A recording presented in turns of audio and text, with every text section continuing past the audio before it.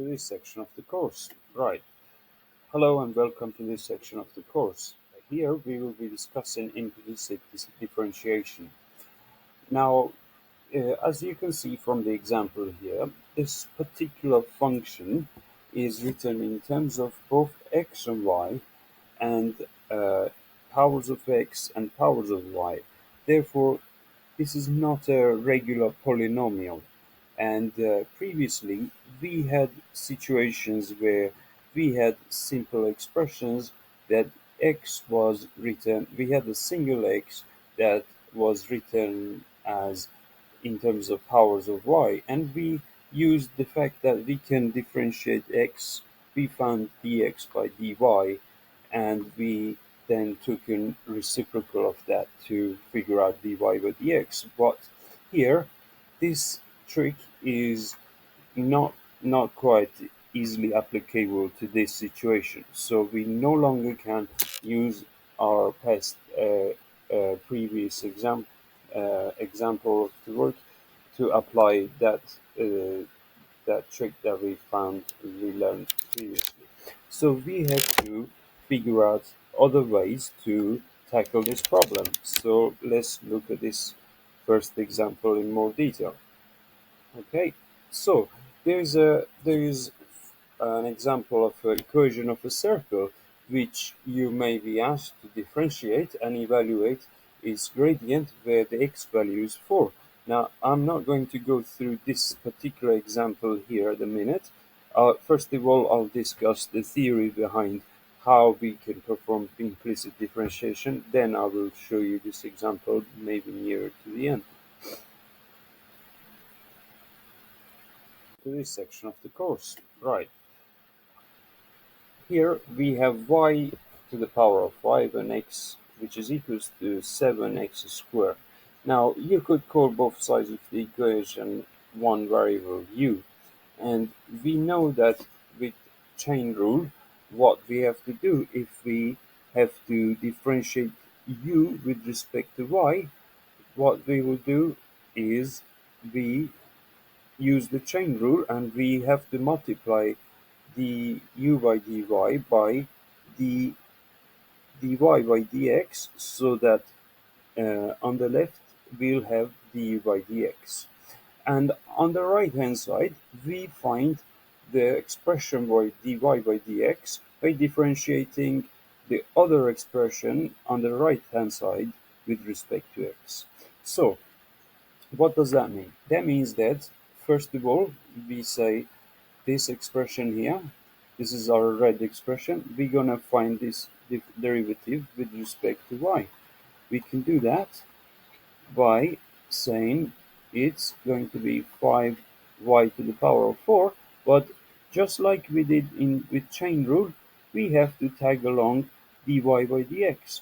But we actually don't have anything here that is uh, dy by dx. We don't know. We're not going to quite yet write y. We could take the fifth root of uh, both sides and write uh, 7 to the power 1 over 5, x to the power 2 over 5. But we're not going to do that quite yet. We're just going to leave it as it is. And on the right hand side, differentiate 7x squared with respect to x. So du by dx on the on the right hand side will be simply 14x, right? So we can have 14x here, we can put that there, and we can, from this expression here, actually, we can say now we want to isolate dy by dx. So how can we do that? We can divide both sides of this expression by 5y to the power of 4. So in the end, we'll have 14 over 14x over 5y to the power of 4.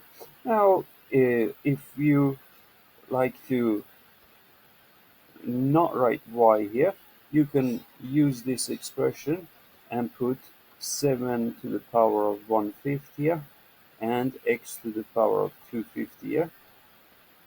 That's 2 on top of the fraction and 5 in the denominator for the index. and multiply the powers by 4, we'll end up with 14x in the numerator, 5 times 7 to the power of 4 fifths, and x to the power of 8 fifths. Okay, so this is our answer with implicit differentiation. All right, so let's look at another example.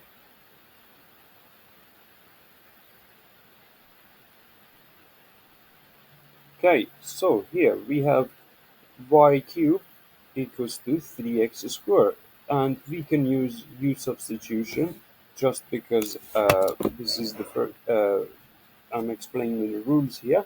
You can understand why we we tag along this dy by dx.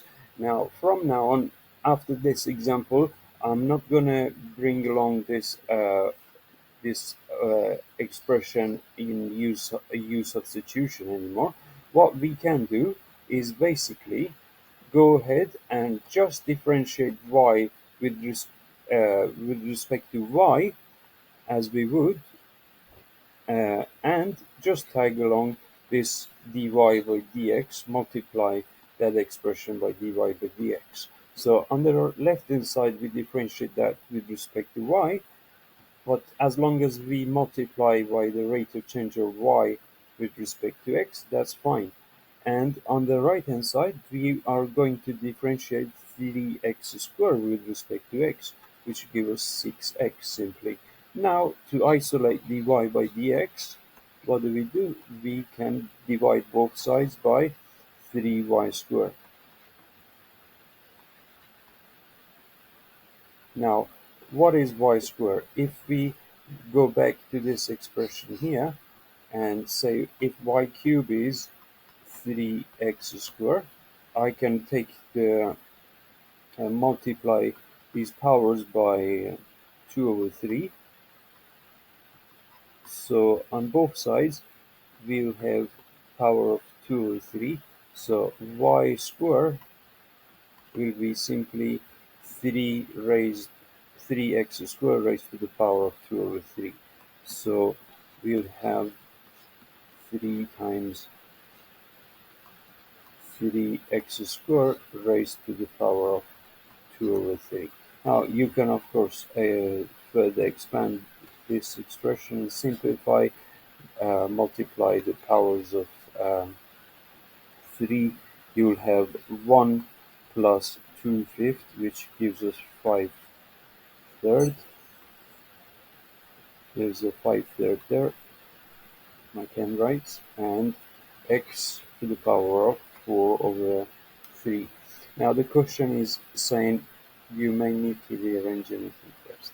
Okay, so that's dy by dx. Let's look at another example. Okay, so this example is a little bit more involved. Uh, by all means, you can pause the video and have a go if you wish. After you've tried your best, you can have a look at my solution here. So here, as we said, here we are going to find the derivative with respect to x. So the first term is just in terms of x, so its derivative is going to be 3x squared. The next term will be 1. The y cube will give us 3y squared dy by dx, and the next term will just give us 3, but because we're differentiating with respect to x, we have to multiply that by dy by dx. And on the right hand side, the derivative of 6 with respect to x is 0. Now what we can do is, out of these two terms here, we can factorize dy by dx out and have 3y squared plus 3 here, and take these other two terms to the right hand side. So we'll have negative 3x squared minus 1 there. And to isolate dy by dx, we can divide both sides by this expression 3y squared plus 3. Now, we haven't been given any values to evaluate this expression, so I will leave it as it is. So we can move on to the next example. Okay, this next example is quite involved, and it will take some time to go through it very carefully, because we can see from the first two terms on the left-hand side, we have a product of 4x and y squared, and we have a quotient of 6x squared over y. Therefore, we have to be very careful here and use product and quotient rules carefully. So let's just focus and break this problem down into smaller problems. So let's just focus on 4x y squared. We can say that 4x is one expression and y squared is another expression. Because this is a product, we're gonna apply the product rule here. So differentiating 4x with respect to x, we'll have 4, and differentiating y squared with respect to x, we'll have 2y times by dy by dx. Now here, when we cross multiply, we'll get an expression of 4x times 2y by dy by dx, and we'll have 4 times y squared.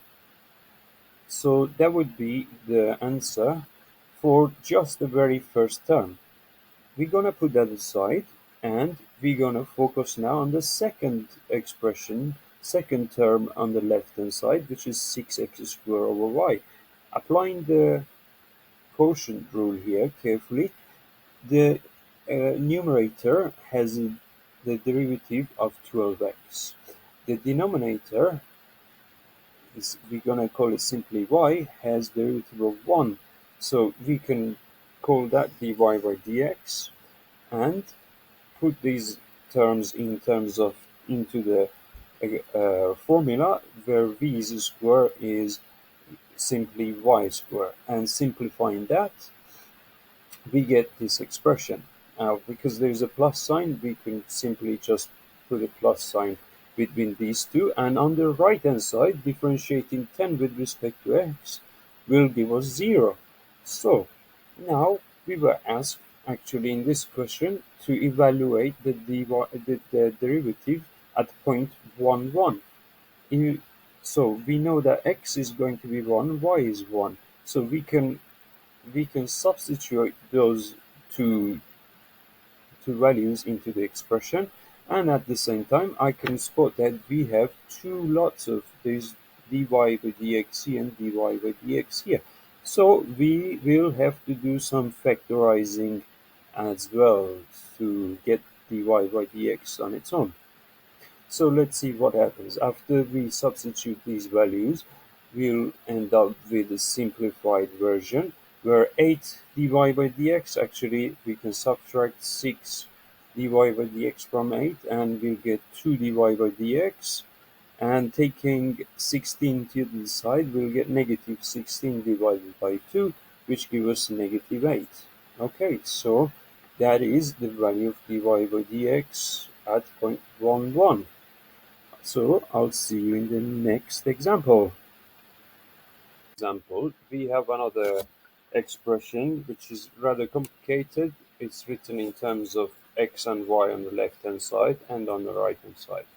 But that doesn't stop us doing what we are meant to do. So just like previous example, apply the product rule to this expression on the left hand side, because we have e to the power 2x as one product, one of the terms that's multiplied by log of y. So if we call e to the power of 2x, u dash, which is its derivative with respect to x, is 2e to the power 2x, and then here we call this log of y